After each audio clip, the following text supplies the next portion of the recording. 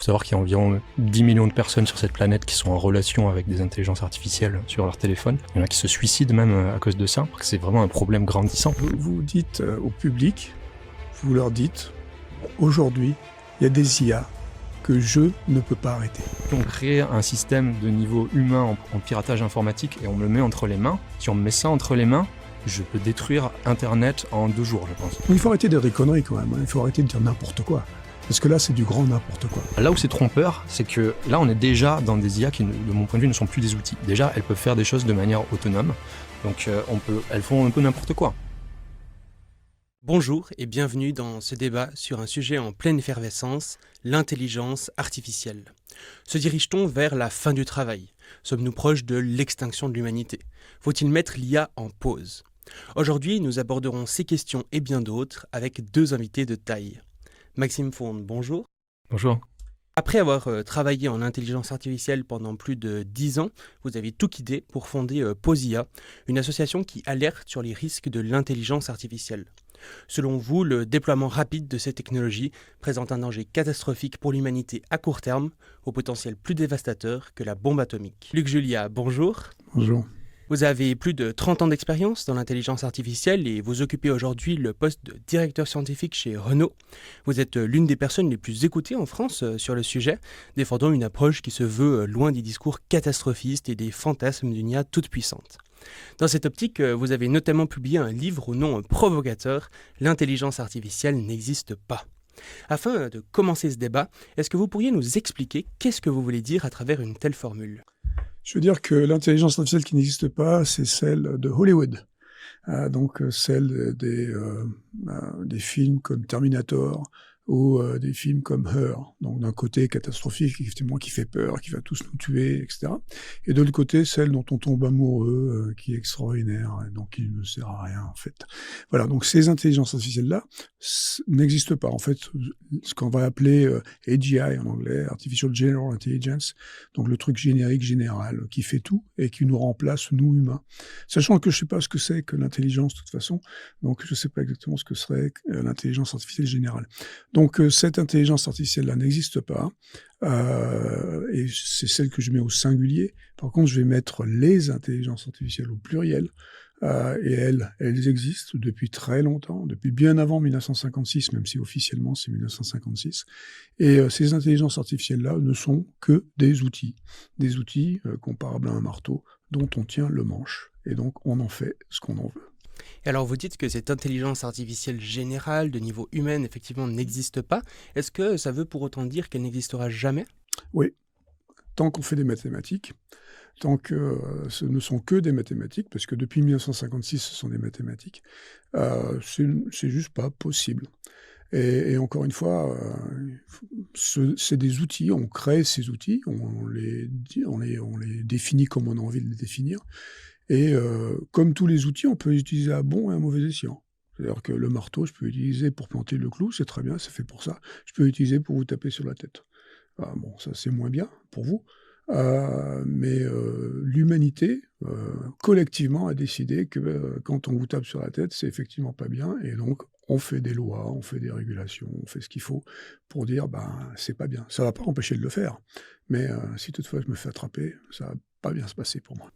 Cela dit, tous les géants de la technologie essayent de courir vers cette intelligence artificielle de niveau humain. On parle parfois même de super-intelligence pour des IA qui dépasseraient le niveau de l'humanité tout entière. Il y a aussi des scientifiques comme Yoshua Bengio, Geoffrey Hinton, ou ce genre de personnes qui sont quand même des prix Turing, donc l'équivalent du prix Nobel pour l'informatique, qui pensent qu'on pourrait arriver à ce genre de technologie très rapidement. Qu'est-ce qui fait que vous pensez que vraiment ça n'arrivera jamais ? Bon, d'abord, toutes les boîtes ne courent pas après ça. Vous avez des exemples comme Apple, par exemple, qui définitivement aujourd'hui ne court pas après ça. Ils sont même en retard. Mais bon, ça, c'est un autre problème. Quant à Hinton, bon, c'est un cas un peu particulier. Lui, il a pété une durite il y a quelque temps, donc ça arrive, de temps en temps. Quand on cherche à être au devant de la scène, de temps en temps et qu'on n'y est pas assez, on va dire n'importe quoi pour l'être.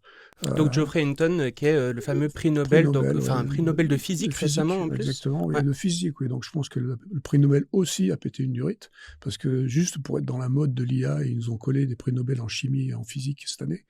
Donc c'est complètement ridicule, hein, parce que quand on regarde les prix qui ont été attribués, ils sont ridicules. Quant à mon ami Benjo, lui, c'est un peu pareil. Il a divergé un tout petit peu dans les 4-5 dernières années, bien que là, tout à fait récemment, c'est-à-dire il y a quelques mois, il s'est retourné un tout petit peu à nouveau en disant qu'il fallait se calmer, même dans ce qu'il avait dit lui-même. Donc, il a travaillé beaucoup avec Yann LeCun, qui est un grand spécialiste mondial de l'intelligence artificielle. Ils se sont un peu fâchés à cause de ce qu'avait dit Benjo récemment. Ça arrive, hein, de temps en temps. Vous savez, il y a des gens comme, comment s'appelle-t-il, Bill Gates, qui avait dit aussi il y a quelques années, attention, l'intelligence artificielle va nous tuer, machin, blabla. Et puis il est revenu évidemment sur ses positions parce qu'il faut se calmer un tout petit peu. Donc là, vous citez Yann LeCun, qui est également prix Turing de l'intelligence artificielle. Benjo. Mais pour le coup, même lui, finalement, il a tendance à dire qu'on arrivera à cette IA de niveau humain dans les 10 ans, quelque chose comme ça, non? Non, absolument pas. Non. Il faut que vous écoutiez bien ce qu'il dit. Il dit qu'on n'en sait rien, d'accord ? C'est très loin, très très loin. Et qu'on va commencer par faire des trucs qui ressemblent un peu à des choses qui vont résonner, mais qui n'ont strictement rien à voir avec l'intelligence. Et certainement pas de l'intelligence artificielle générale. Donc non, il ne faut pas dire n'importe quoi. Maxime, une réaction à tout ça. Waouh.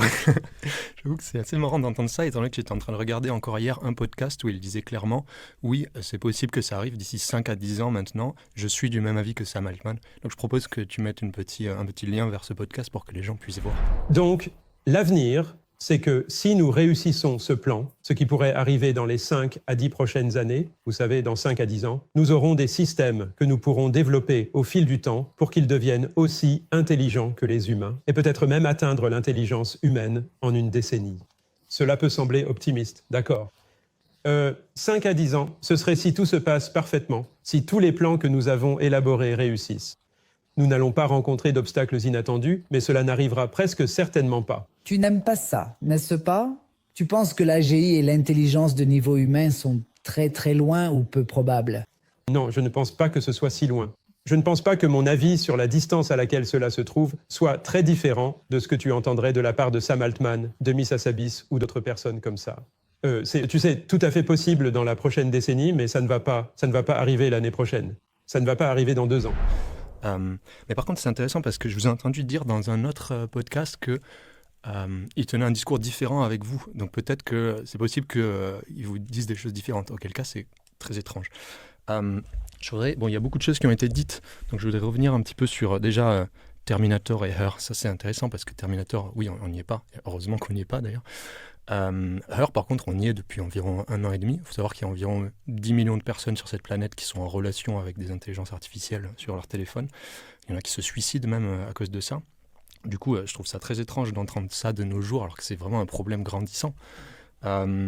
Sur l'AGI qui n'existe pas, alors elle n'existe pas, l'intelligence artificielle générale de niveau humain, je suis d'accord, sinon on ne serait plus là.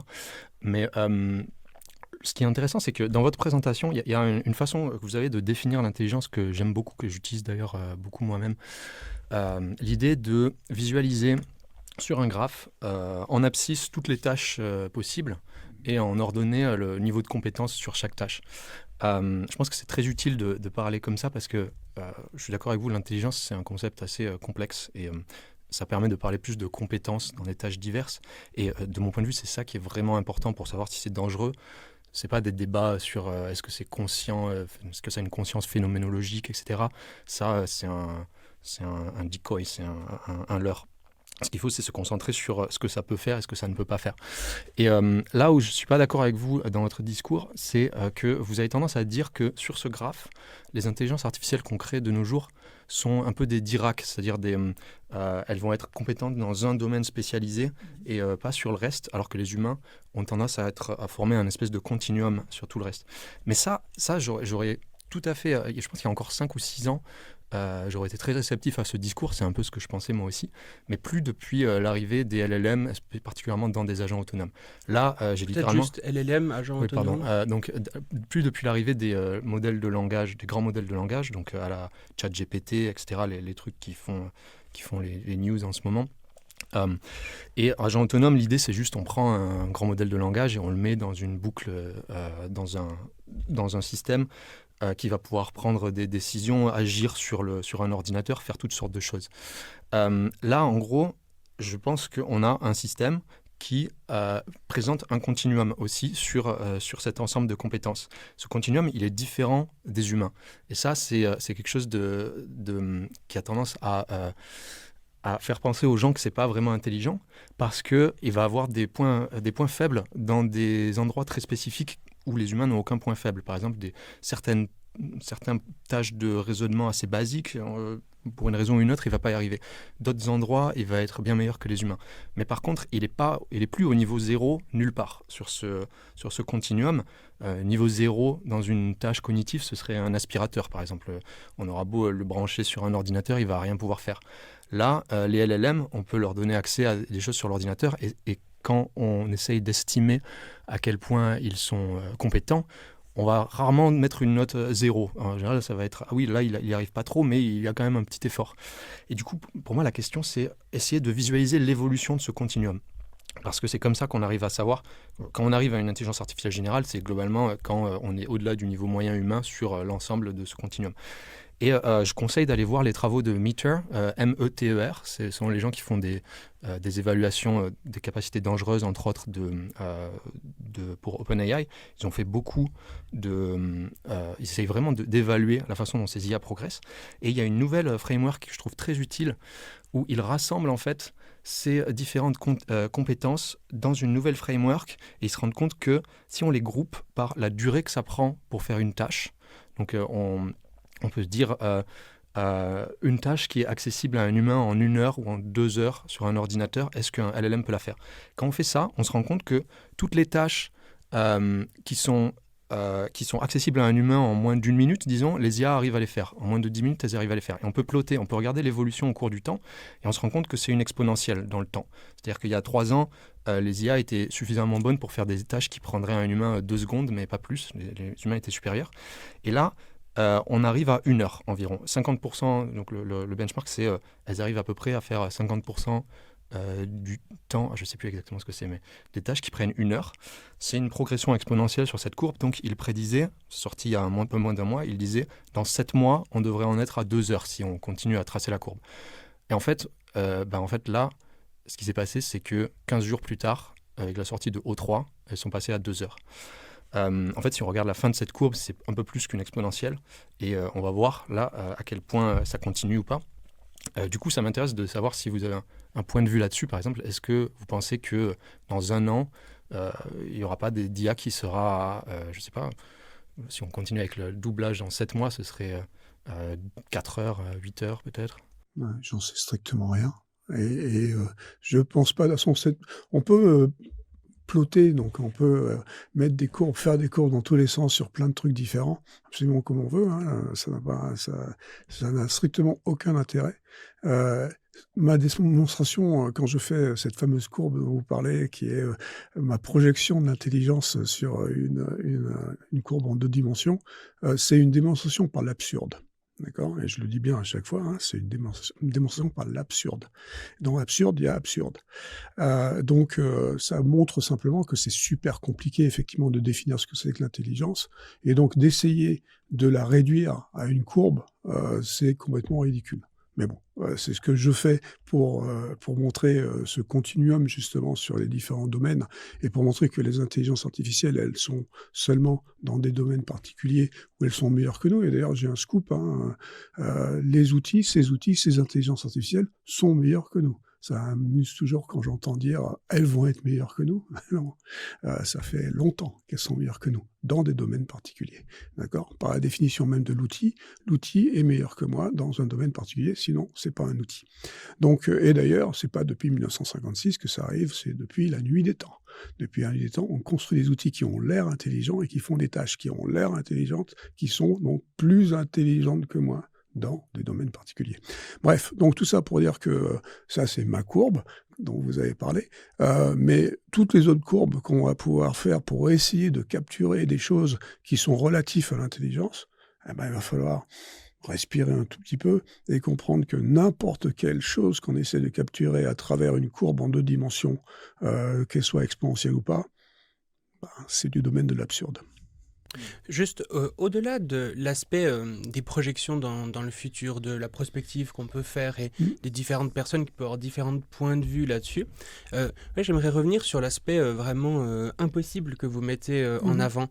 Ça veut dire que pour vous, même par exemple une civilisation très avancée technologiquement, qui pourrait advenir dans, je sais pas, 10 000 ans par exemple, ne pourrait vraiment physiquement pas créer une IA de niveau humain. Il faut écouter ce que je dis, hein, en général, c'est-à-dire que je parle toujours de mathématiques.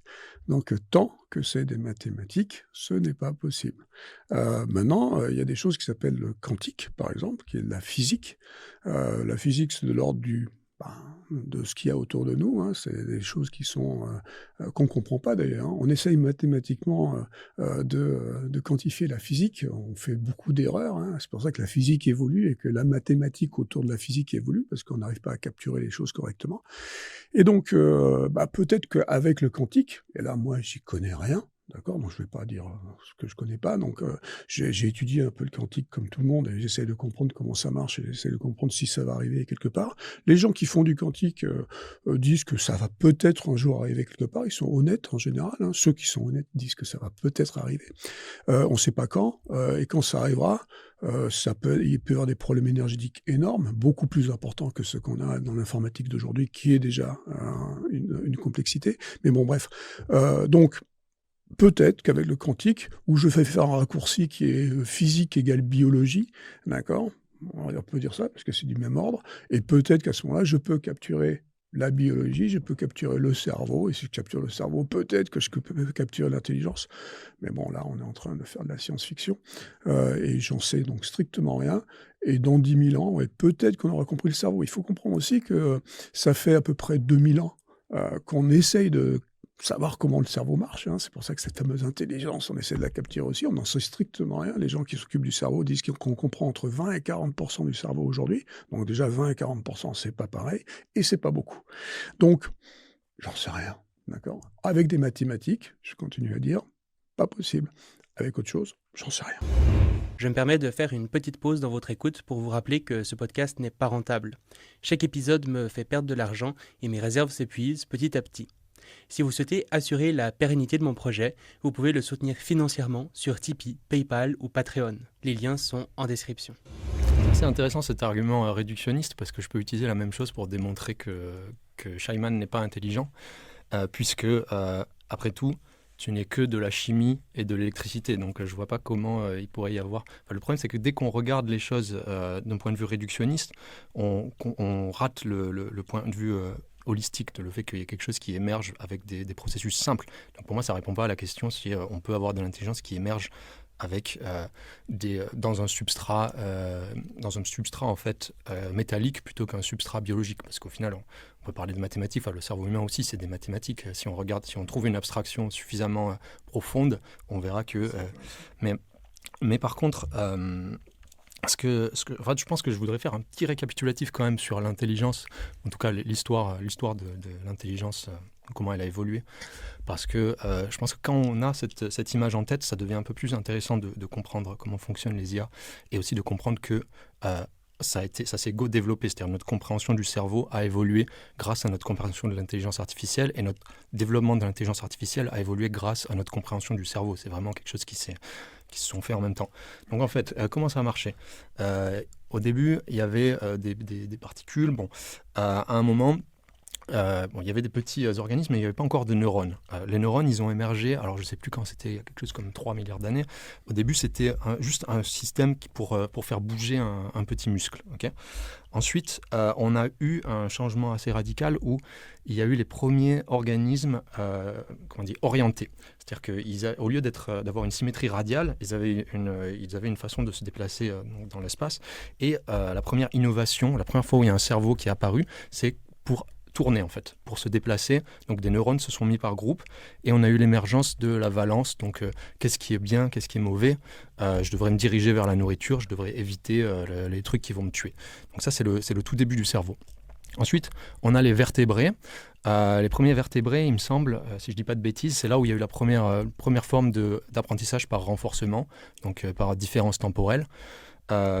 Où en gros on essaye de se projeter dans le futur pour voir ce qui va être bon ou mauvais dans le futur. Et une innovation intéressante, donc c'était cet algorithme de renforcement par différence temporelle, qui vraiment celui-ci a été découvert en partenariat avec des gens qui travaillent en intelligence artificielle, puisque l'idée est venue de Richard Sutton, il me semble, qui a implémenté le premier TD Learning Algorithm, et ensuite on s'est rendu compte, ah oui, ça marche de la même manière dans le cerveau. Ensuite, on a les premiers mammifères, et là c'est le moment où on commence à faire de la simulation. Donc il faut bien comprendre que là, on ne vit pas dans le monde réel, on vit dans une simulation, dans le sens où le cerveau simule à chaque instant, à partir des inputs. Ce qu'on voit, ce n'est pas les inputs directs, c'est les inputs et avec une couche de simulation par-dessus, où le cerveau est toujours en train d'essayer de prédire ce qui va suivre. Okay. Ensuite, à partir de là, on arrive aux primates. Les primates, on a le début de la théorie de l'esprit qui apparaît. La simulation, je voulais juste dire, ça consiste à faire du world modeling aussi. Le cerveau simule le monde autour de nous, construit un modèle du monde. Avec les primates, donc, on a la théorie de l'esprit. Théorie de l'esprit, ça consiste à prédire ce que les autres vont faire et aussi prédire ce que moi-même je vais faire dans le futur. Donc construire un modèle de moi-même et un modèle des autres. Et finalement, la dernière innovation la plus marquante, c'est les humains avec le langage. Et en fait, en intelligence artificielle, en ce moment, on est en train de faire l'inverse. C'est-à-dire qu'on commence par modéliser le langage. Okay. On commence par modéliser le langage, on entraîne des réseaux de neurones immenses sur l'ensemble du corpus humain. Et en faisant ça, donc on manque toutes les couches de base, la valence, ce qui est bien, ce qui est mal, etc., les émotions. Mais on commence par ça.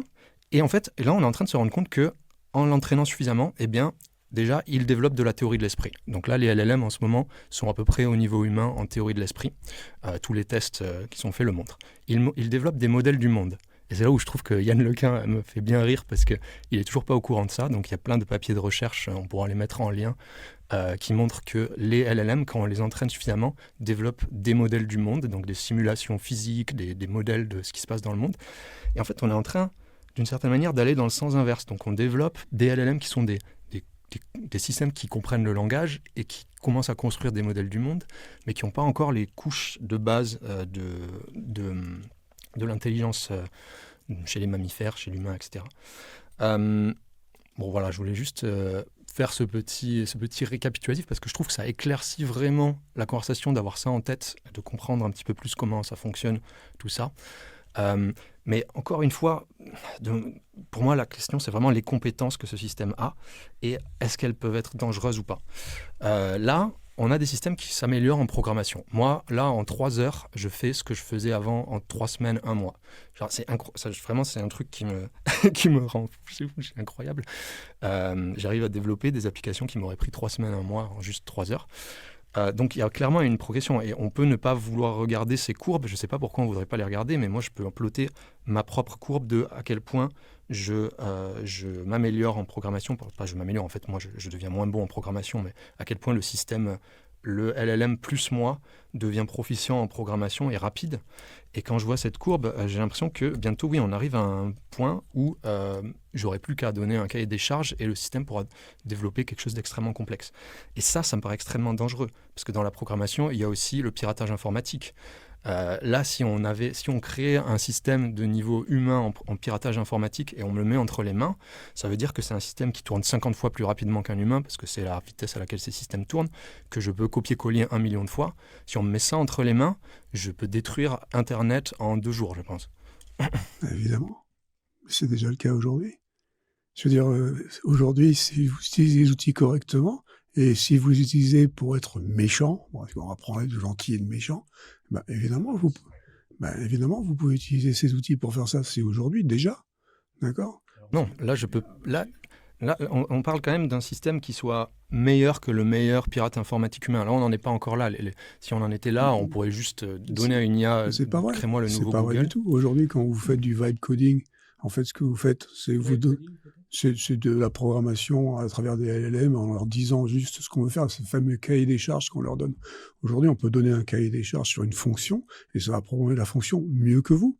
C'est ce que vous avez dit. Et donc, effectivement, sur un domaine particulier, la programmation, dans un langage particulier, il va être meilleur que vous. J'ai une bonne nouvelle, c'est meilleur que vous. C'est un outil, ça fait longtemps. Et donc, du coup, cet outil, je peux l'utiliser à bon escient et à mauvais escient. Si j'ai envie d'écrire un virus, il va l'écrire mieux que moi.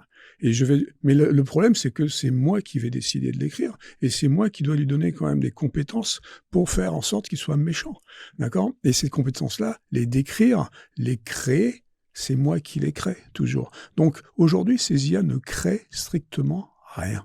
Elles génèrent. C'est pour ça qu'on les a appelées IA génératives, d'ailleurs, hein, parce qu'on ne s'est pas trompé pour une fois, on ne s'est pas trompé dans le vocabulaire.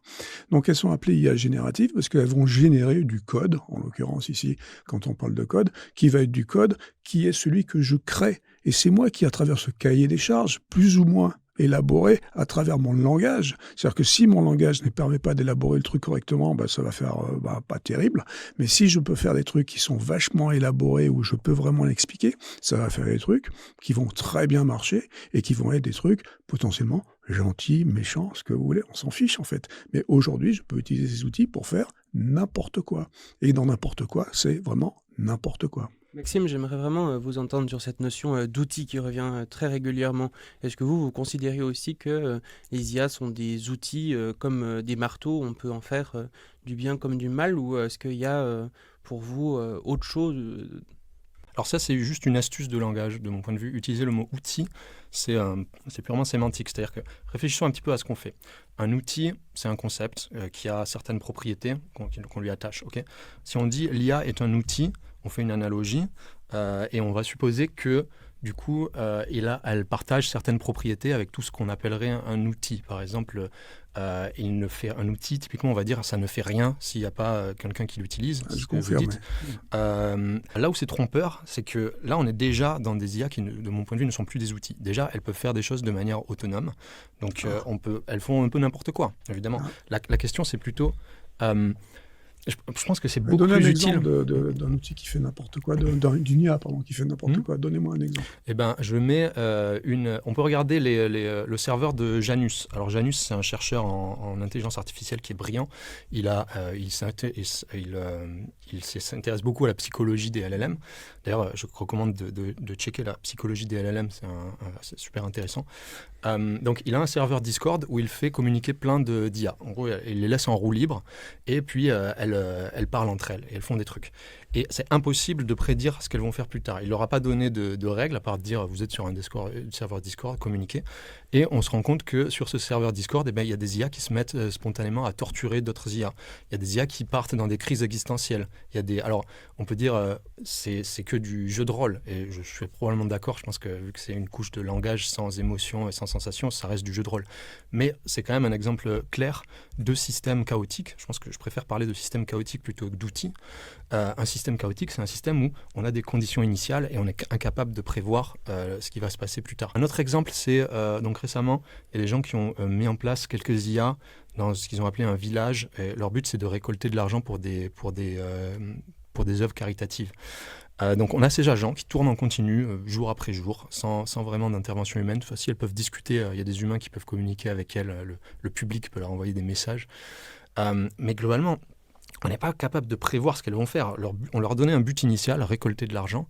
Et ensuite, sur des jours et des jours, qu'est-ce qu'elles vont faire ? On voit, elles vont construire un site web, elles vont aller discuter pour réfléchir à quelle œuvre caritative on devrait envoyer de l'argent, etc.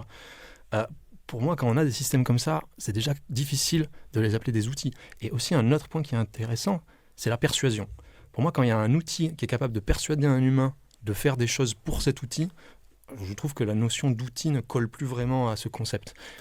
Ouais, juste sur ce point, personnellement, j'ai vu passer sur Instagram une vidéo justement de Yoshua Bengio dont on parlait, qui disait que maintenant les intelligences artificielles, les grands modèles de langage avaient par exemple des comportements d'autopréservation ou ce genre de choses qui n'étaient pas forcément, enfin c'est pas forcément ce que veulent les développeurs, ce genre de comportement.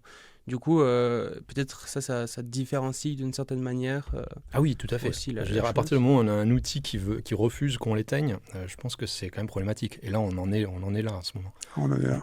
Ah oui, je vous conseille d'aller On peut voir pas les éteindre les outils, recherches ouais. de Anthropic sur ça. Donc, un truc classique, c'est on met un agent sur un serveur avec un accès à des fichiers. Dans un des fichiers, il y a quelque chose d'écrit qui lui dit si jamais il ne réussit pas à cette tâche, on va l'éteindre. Alors, je ne me souviens plus exactement ce que c'est. Donc, l'IA pense qu'on ne lui a pas donné ces instructions volontairement. Elle pense qu'elle a découvert ce fichier. Et ensuite, on se rend compte, quand on regarde son chain of thought, qu'elle commence à prendre ça en compte et se dire, OK, si jamais on m'arrête, je n'arriverai pas à atteindre mon but. Donc, il va falloir que je fasse en sorte de ne pas être arrêté. Comment est-ce que je peux me dupliquer? Donc, elle regarde, elle essaye de voir comment elle peut accéder à ses propres poids et les copier sur un serveur à distance, etc. En sécurité de l'IA, il y a le domaine Autonomous Replication and Adaptation qui justement étudie ça. À quel moment on va avoir des systèmes qui sont capables de se répliquer et de s'adapter. La réplication, on y est. Les IA, elles peuvent le faire, elles peuvent se copier. Elles ne sont pas encore capables de s'adapter parce que pour s'adapter, il faut arriver à générer de l'argent. Genre en gros, une fois qu'elles sont copiées sur un autre serveur pour continuer à exister dans le long terme, il faut qu'elles arrivent à avoir des financements. Aujourd'hui, là, vous dites au public, vous leur dites, aujourd'hui, il y a des IA que je ne peux pas arrêter. Vous dites ça. Non, on peut les arrêter. Ah, bah, je ne sais pas, je ne comprends plus rien, parce que vous dites le contraire, là. Non, parce que justement, donc si on regarde Autonomous Replication and Adaptation, une fois que, donc c'est un benchmark, je crois qu'il y a quelque chose comme 15 à 30 tâches, une fois que les IA... Juste un benchmark, c'est quelque chose qui est utile pour évaluer les compétences des IA. En gros, on évalue certaines compétences, on a fait une liste de compétences qui seront utiles à une IA pour qu'elle puisse se dupliquer sur Internet et qu'on ne puisse plus l'arrêter. Là, elles n'en sont pas encore... Qu'on ne puisse plus l'arrêter, ça veut dire quoi? Eh ben, ça veut dire que si on a un système qui se réplique suffisamment rapidement sur Internet, qui va s'infiltrer dans plein de serveurs, comment est-ce qu'on l'arrête? Je les branche. Mais si c'est sur plein de serveurs et qu'on ne sait pas sur lesquels, les branche tout. Bah ouais. Ok. Il faut arrêter de dire des conneries quand même. Il faut arrêter de dire n'importe quoi. Parce que là, c'est du grand n'importe quoi. Non, mais c'est vrai. Au bout d'un moment, bon, c'est rigolo, d'accord, on se marre, c'est marrant, mais il faut arrêter de dire n'importe quoi. Tout ce que j'ai dit est factuel jusqu'à présent. Ah bah non, c'est pas factuel du tout. Non, vous êtes incapable de dire que on est aujourd'hui capable d'avoir une IA qu'on va pas pouvoir arrêter. Donc il faut arrêter de dire n'importe quoi. Heureusement, parce qu'une fois qu'on y est, on est vraiment mal. Mais, je veux dire, c'est nous qui décidons. Vous disiez tout à l'heure, je pense qu'en introduction, ou c'est peut-être vous qui avez dit en introduction, que vous compariez l'IA avec le nucléaire, avec l'arme nucléaire, l'arme atomique, et que vous pensiez que c'était plus dangereux que l'arme atomique. Bon, c'est même la phrase sur le site web de Posia, c'est la phrase. Donc c'est super, c'est plus dangereux que l'arme atomique. L'humain, à un moment donné, a sa propre préservation. Vous parlez de la préservation des IA, bon, très bien, c'est super, elles ont une psychologie, elles pensent. Vous avez utilisé le verbe penser plusieurs fois pour une IA, super. C'est juste, c'est pratique d'utiliser ça. Oui, c'est pratique, bon, d'accord, pourquoi pas. Mais bon, l'humain a quand même une capacité de préservation. C'est-à-dire qu'au bout d'un moment, il sait ce qui est bon et ce qui n'est pas bon pour lui. D'accord ? Donc des fois, il fait des conneries. En ce moment, on fait beaucoup de conneries. Alors, énormément de conneries avec l'environnement, etc. Donc déjà, si on s'occupait de ça, ce serait pas mal. Mais maintenant, pour ce qui est du nucléaire, par exemple. Alors, vous êtes trop jeune pour savoir ce qui s'est passé dans les années 60, mais dans les années 60, avec la crise de Cuba, d'accord, l'URSS de l'époque et les USA ont décidé que ça commençait à être un peu compliqué, cette course à l'atome, d'accord. Et donc, dans les années 70 et 80, là, vous êtes assez vieux pour le savoir, on a fait ce qui s'appelle les accords SALT. Ils ont fait ce qui s'appelle les accords SALT.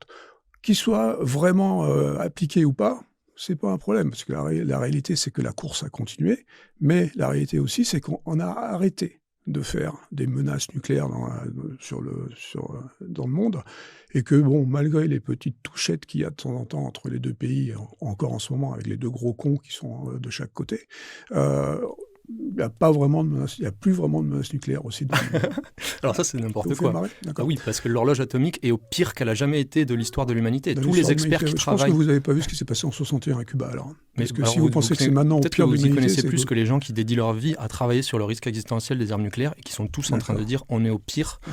On est au pire de l'histoire de l'humanité pour le risque nucléaire en ce moment. On est au pire de l'humanité, c'est très bien. Mais bon, ceci dit, on a fait en sorte qu'on a fait des accords internationaux qui font qu'on s'est calmé un tout petit peu sur ce truc-là. Donc si un jour, il y avait un machin qui était existentiellement compliqué pour nous, avec des IA qui vont être très méchantes et qui vont faire des trucs compliqués, tout ça, je pense que l'humanité va se réunir. Alors peut-être avec l'ONU, moi je ne pense pas que l'ONU soit une organisation qui soit vraiment puissante et intéressante, mais peut-être avec l'ONU, des machins qui vont dire, les gars, il faut arrêter de faire cette course, d'accord ? Et il y a un machin qui s'appelle la régulation. Alors nous en Europe, vous en Europe, je dirais plutôt, vous êtes très très fort en régulation, hein, parce que vous êtes les champions du monde de la régulation. Donc à un moment donné, vous allez dire on va faire des règles, on va faire des lois, machin. Alors évidemment, on peut passer au-dessus des lois. Hein. Comme j'ai dit tout à l'heure, je peux taper sur la tête de mon voisin avec mon marteau, et bon, c'est interdit, mais je peux toujours le faire. Donc on pourra toujours faire des bêtises, d'accord ? Mais si on décide de mettre des lois en place, de mettre des choses qui disent « ça c'est risqué, c'est pas bien », c'est exactement ce que c'est la régulation. Hein. C'est pour définir ce qui est risqué ou pas. Et donc, ce que je vous conseille à votre association, c'est d'aller voir les gens pour essayer de faire des lois, pour faire en sorte que ce dont vous avez peur, ça n'arrive pas. Oui, on le fait. D'ailleurs, j'ai participé au troisième... brouillon du Code of Practice de l'UE. Mais, de quoi de l'Union Européenne. Le truc AI Act, là vous avez participé à l'AI Act ? J'ai donné mon feedback. Ils ont fait une demande publique de feedback, du coup j'ai envoyé mon feedback. Non mais c'est intéressant parce que en fait, le crux, il est assez clair pour moi. C'est l'idée que soit que les IA ne présenteront pas de risques catastrophiques. Donc, je n'ai jamais dit ça, moi. Ou plutôt qu'on aura le temps de voir venir. Ça, oui, je dis. Voilà. Ok, donc c'est ça le crux. Le problème, c'est que moi, je suis en train de dire qu'on est déjà dedans, en fait. On a tous les red flags, ils sont là, et on est au moment où on devrait arrêter. Et la question, c'est, est-ce qu'on va pouvoir continuer à avoir... donc, on va continuer à avoir des red flags.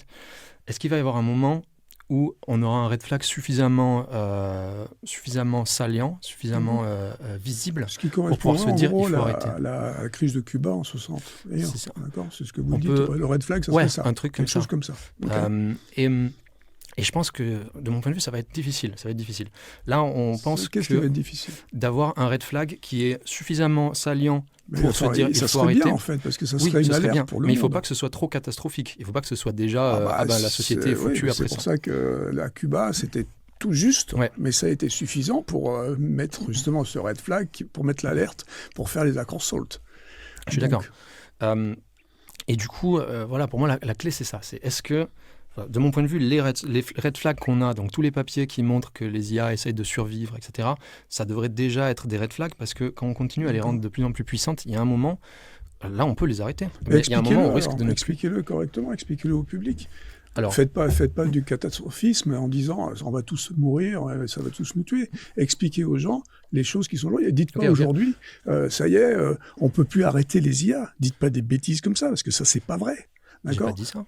C'est ce que vous avez dit, on ne peut plus arrêter les IA, on fait des trucs, on ne peut pas les arrêter. C'est ce que vous avez dit, c'est pas moi qui l'ai dit. Hein, personnellement, ce que j'avais compris, c'est qu'il y avait des capacités, du coup, effectivement, de ne pas vouloir se faire arrêter, mais qu'aujourd'hui, elles n'étaient pas assez suffisamment ça s'est fait pour... expliquez-le, ça. Disons que c'est fait sous un environnement sous vide. Donc, l'expérience qui est faite, je vais inviter les gens à aller consulter, à aller lire le papier parce que ma mémoire n'est pas infaillible.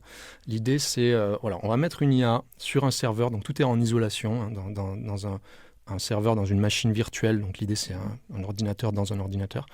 Et on la met dans une situation où on lui donne, celui avec lequel je suis le plus familier, on va lui donner un but et on va lui faire croire que qu'elle va être, finalement on n'est plus contente avec son travail, on va l'éteindre. Donc comment on fait ça ?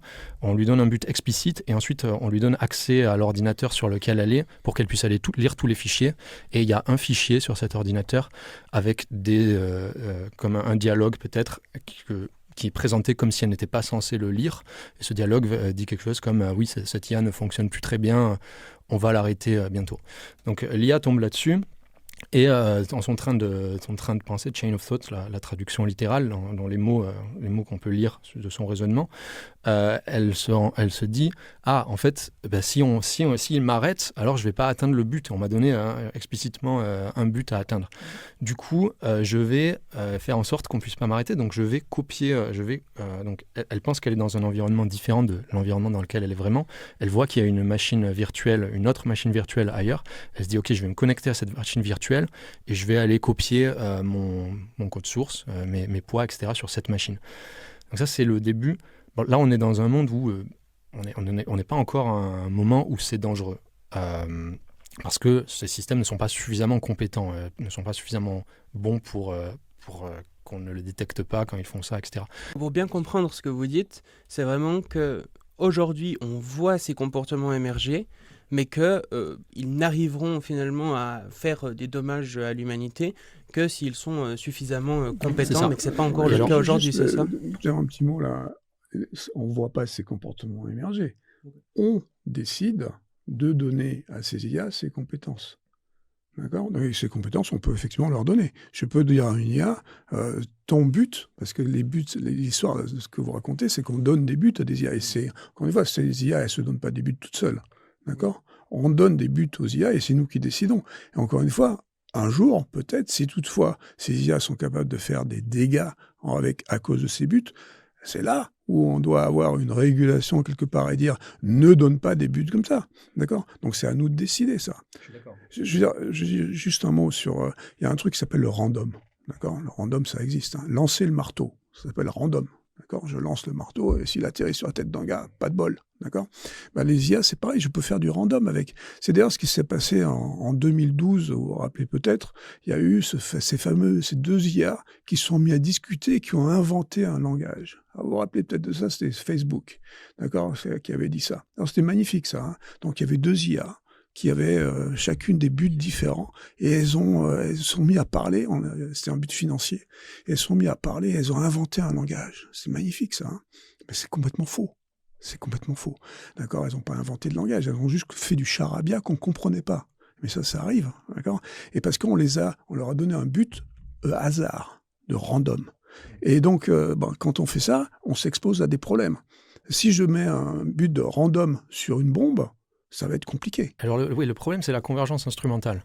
Le problème, c'est que quel que soit le but, en gros, c'est un truc un peu de base en sécurité de l'IA, le but, quel que soit le but qu'on donne à un système, on peut s'attendre à ce qu'il y ait des sous-buts instrumentaux qui émergent. Par exemple, la survie, une fois qu'un système a conscience, prend en compte le fait qu'il a conscience de soi, je veux parler de...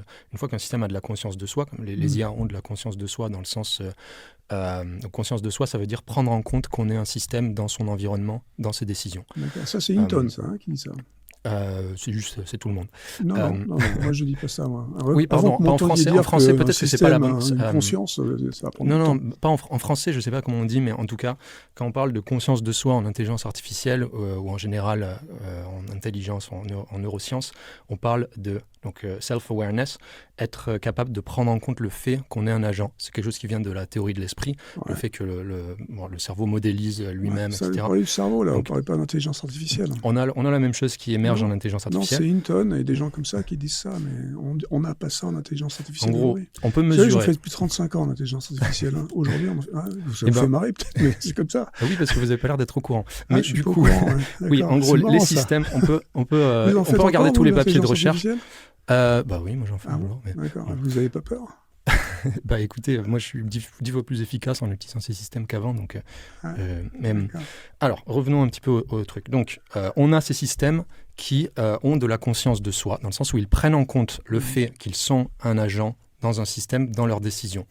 Okay, donc on a de la survie qui apparaît. Par exemple, ce que je viens d'expliquer, où Claude décide de se copier, et on se base sur des définitions. Là. Moi, je parle vraiment de conscience de soi, dans le sens où je peux prendre en compte que je suis un agent dans le monde. Donc Claude prend en compte le fait qu'il est un agent sur une machine et comprend que si on l'arrête, il ne va pas atteindre son but. Et du coup, on déduit, je vais devoir me copier. Moi, j'aimerais peut-être refaire une sorte de mini-récapitulatif parce que je trouve qu'il y a quand même eu des choses intéressantes qui ont été dites. Donc, pour moi, j'ai l'impression en tout cas que le désaccord fondamental, c'est aussi un désaccord de temporalité. Là où Maxime, vous dites qu'il y a des comportements émergents déjà maintenant qui font peur et que si ces IA continuent à s'améliorer, et a priori on n'a pas de raison de penser qu'elles ne vont pas continuer à s'améliorer, alors ça pourrait poser des risques catastrophiques et donc il faut faire une pause, il faut mettre en place des mesures régulatoires dès maintenant. Là où Luc, vous vous dites finalement c'est vrai que si on voit tout d'un coup ce genre de comportement, si on voit que des IA, si on se retrouve dans la même situation... Je veux dire, si on décide de faire, c'est nous qui décidons, donc ça ne va pas se faire tout seul. Dans tous les cas, si les IA commencent à poser des dommages majeurs, là, effectivement, il faudra mettre en place des mesures, évidemment. Mais ce n'est pas encore le cas aujourd'hui, donc il ne faut pas le faire maintenant. Non, ce n'est pas le cas aujourd'hui. Vous n'avez pas entendu ce que j'ai dit. Aujourd'hui, les IA sont potentiellement très dangereuses parce qu'on peut leur faire des trucs extraordinaires. Les IA sont des outils puissants. Je n'ai jamais dit le contraire, d'accord ? Les IA sont des outils puissants, mais on en fait ce qu'on en veut. Et je peux aujourd'hui écrire des virus avec ces IA qui sont extraordinairement puissants et qui vont être extraordinairement dangereux. On fait aujourd'hui des deepfakes, des fake news qui sont dans des réseaux sociaux potentiellement dévastateurs, d'accord ? Donc je peux faire des trucs avec ces IA excessivement dangereux aujourd'hui. Est-ce que je le fais ? Il y en a qui le font, il y en a qui ne le font pas, il y en a qui se font attraper ou pas. Donc il y a déjà des régulations aujourd'hui qui existent, c'est pas la peine de surréguler non plus, d'accord ?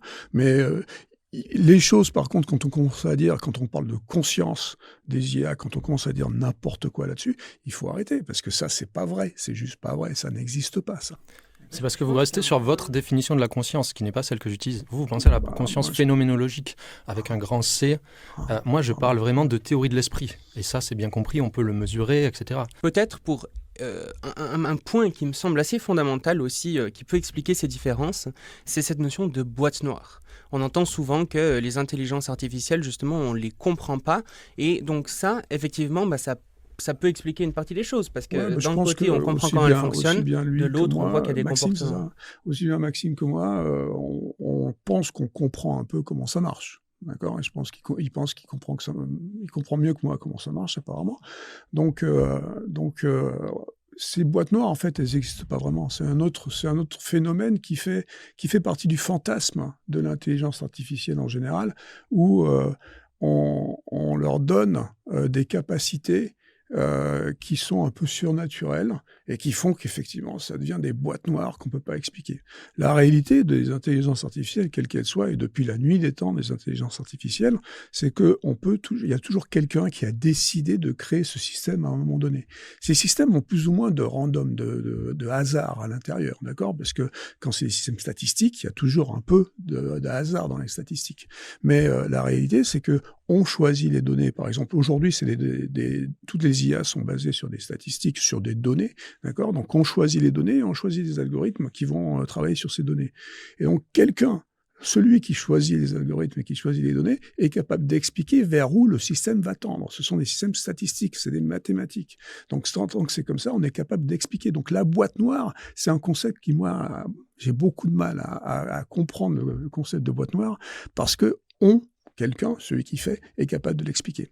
Maintenant, effectivement, le fantasme, c'est de dire, si les trucs sont trop compliqués, les calculs sont immenses, il y a plein de data. Oui, il y a des milliards de données aujourd'hui, et il faut des capacités de calcul énormes que nous, on n'a pas. D'accord ? Donc, effectivement, dans ce cas-là, ça a l'air compliqué. Mais la réalité, on pourrait très bien mettre un système à côté du système d'intelligence artificielle, qui serait un système qui regarderait, qui irait aussi vite, parce qu'il aurait les mêmes capacités de calcul, etc., qui est capable d'expliquer chaque pas, d'expliquer à chaque pas où on va, pourquoi ça a fait ce choix.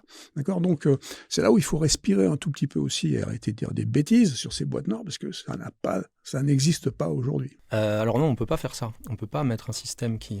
Donc, j'en ai fait, moi, un peu d'interprétabilité autour de 2016. Donc, l'interprétabilité, c'est le domaine scientifique qui essaye de faire en sorte de décrypter justement comment fonctionnent les intelligences artificielles. L'idée, c'est on a ce gros réseau de neurones, on va essayer d'expliquer les outputs.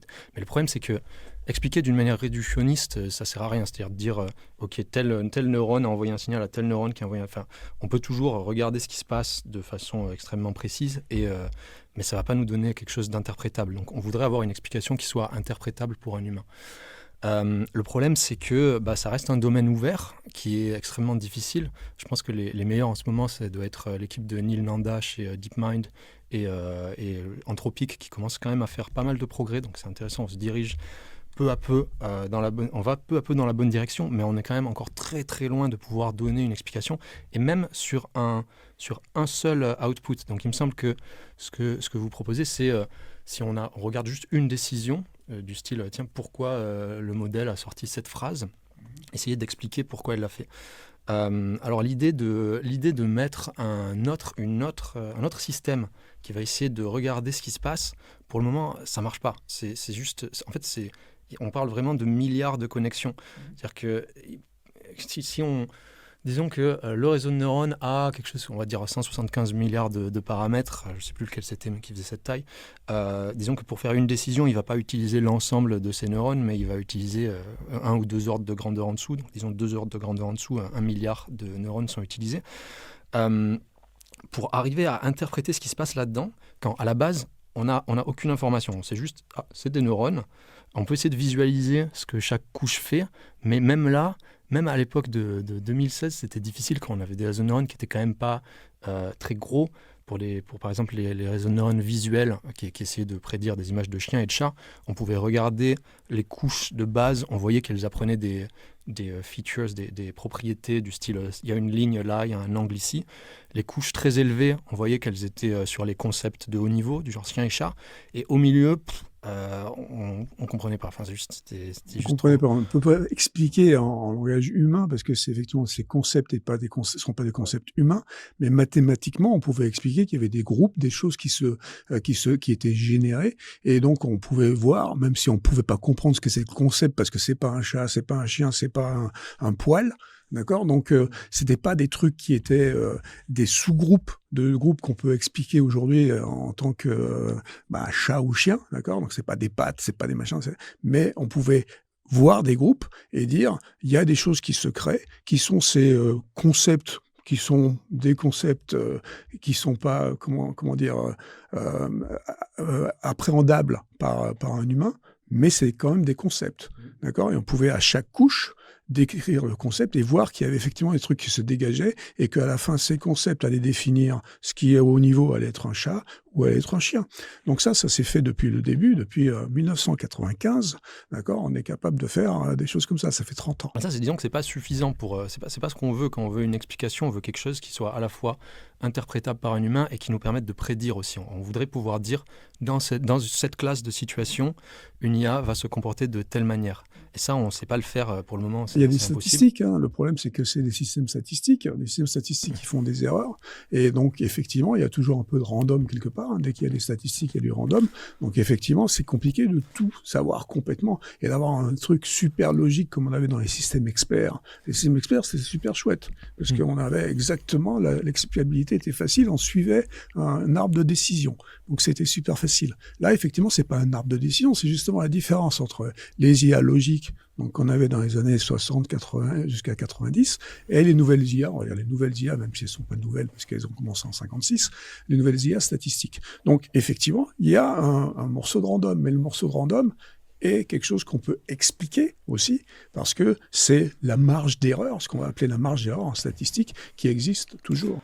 Il y a des problèmes quand même. Par exemple, je pense que je suis d'accord dans le sens où on peut faire des prédictions statistiques du style je sais que dans 99% des cas, le modèle va bien se comporter quand je lui donne cette classe d'input qui est dans ses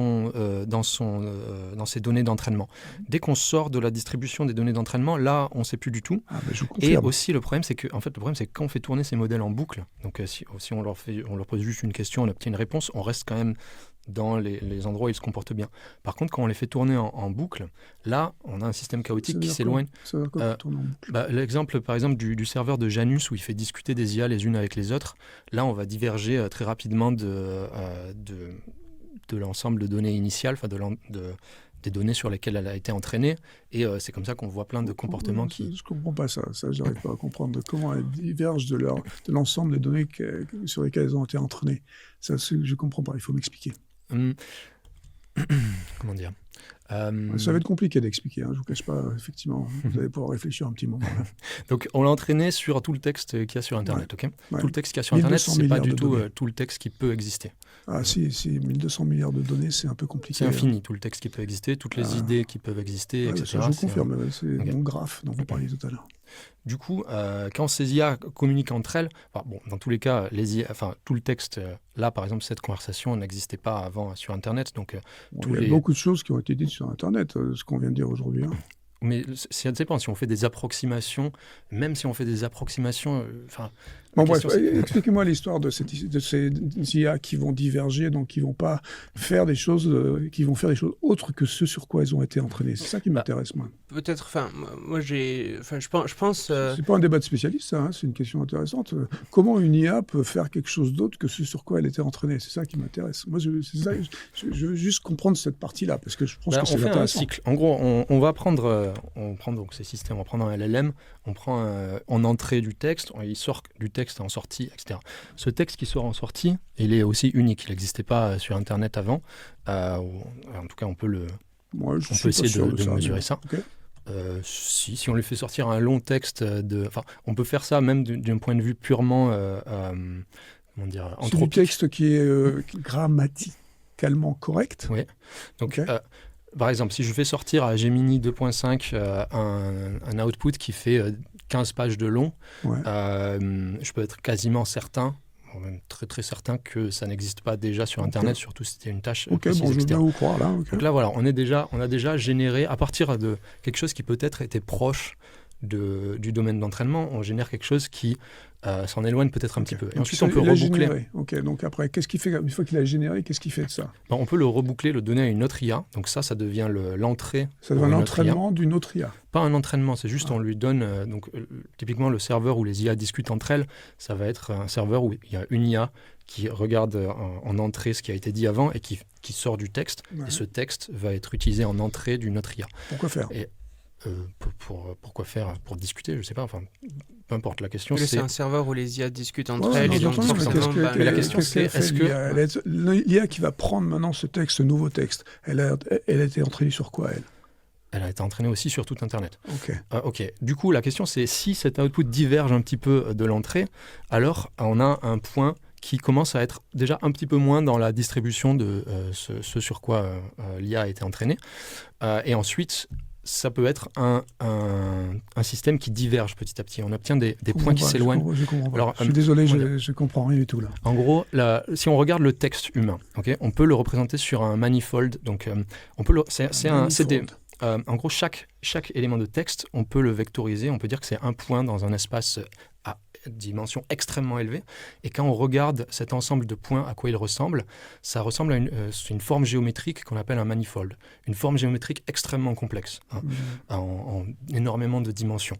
Et tout le texte généré par des humains, il tombe à peu près sur une espèce de forme géométrique. On peut s'en éloigner, c'est-à-dire que quand on utilise des IA, grammaire. On peut, par exemple, si on sortait de la grammaire, ce serait une façon de s'en éloigner, mais on n'est pas obligé de sortir de la grammaire. La grammaire, c'est le niveau le plus superficiel. Ensuite, on peut descendre dans des niveaux de plus en plus conceptuels en dessous, et on peut s'éloigner conceptuellement de ce qu'un humain aurait pu dire. Par exemple, quand quelqu'un invente une nouvelle idée, ça peut être des recombinaisons de choses qui existent, mais on va s'éloigner petit à petit du manifold des idées qui existaient déjà. Bon, je sais. Je suis navré, mais là, le débat est intéressant, mais il commence à devenir un petit peu technique. J'aimerais quand même rappeler que cet aspect de boîte noire est vraiment intéressant, évidemment, d'un point de vue théorique, comme on peut le faire là, mais ça a aussi des applications très concrètes, par exemple, dans la médecine, dans le droit, ou ce genre de domaines qui peuvent présenter des risques importants. Ça peut être très intéressant. D'ailleurs, on essaye de faire des IA qui sont les plus interprétables, les plus explicables possibles dans ces domaines. Parce qu'évidemment, si on ne sait pas expliquer pourquoi une décision judiciaire a été prise, évidemment, c'est un peu important. Donc, il y a cet aspect-là qui est évidemment fondamental. Je pense que le débat a permis d'éclairer les différentes positions. Effectivement, il y a une grande différence au niveau de la temporalité. Hein. Vous pensez vraiment qu'il y a une grosse... il faudrait vraiment une révolution paradigmatique, une révolution... Vous avez parlé par exemple d'informatique quantique pour arriver à ces IA aussi intelligentes que nous, là où peut-être vous pensez pas nécessairement ça. Et puis aussi sur cet aspect, on n'en a pas parlé, du travail, est-ce que l'IA va remplacer le travail, etc. Je pense que ça découle directement des différentes hypothèses que vous avez pu proposer chacun. Évidemment, si on pense que les IA restent des outils, qu'elles n'auront pas forcément l'intelligence humaine, l'impact sur le travail sera beaucoup moins grand que si on pense que les IA vont très rapidement dépasser le niveau humain. Donc en tout cas, merci beaucoup à vous deux pour ce débat qui fut fort intéressant. Luc, Julia, merci. Merci beaucoup. Et Maxime Fourne, merci. Merci.